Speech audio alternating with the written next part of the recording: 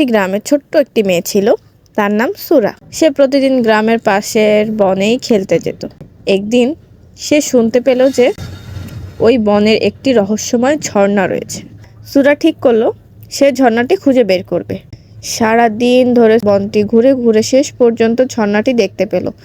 ঝর্ণাটির পানি ছিল সোনালি এবং ঝর্ণার পাশেই ছিল একটি পুরনো মন্দির। সুরা যখন তার হাতটি ঝর্ণার পানিতে ডুবালো, হঠাৎ তার সামনে একটি প্রাচীন মণি প্রদর্শন হল। মণিটি ছিল একদম নতুন, যেন কেউ ব্যবহার করেনি। সুরা মণিটিকে তুলে নিল এবং তার ইচ্ছা হলো গ্রামের সবাই যেন সুখী হয়। এক মুহূর্তেই সেই মণির আলো ঝলমল করে উঠল এবং গ্রামটি সম্পূর্ণ পরিবর্তন হয়ে গেল। সেই গ্রামটি হয়ে উঠল প্রাচীন ও সুন্দর, যেখানে সবাই একসাথে শান্তিতে বসবাস করতে পারত। তবে সুরা জানতো যে সেই সৌভাগ্যের জন্য তাকে ধৈর্য ধরতে হবে। আর চিরকাল মনে থাকলো যে যাই হোক, অন্যের ভালো চাওয়ার মধ্যে এক অদ্ভুত শান্তি লুকিয়ে আছে। সেই থেকে সুরা আর তার গ্রামবাসীরা কখনো একে অপরকে ছেড়ে যায়নি।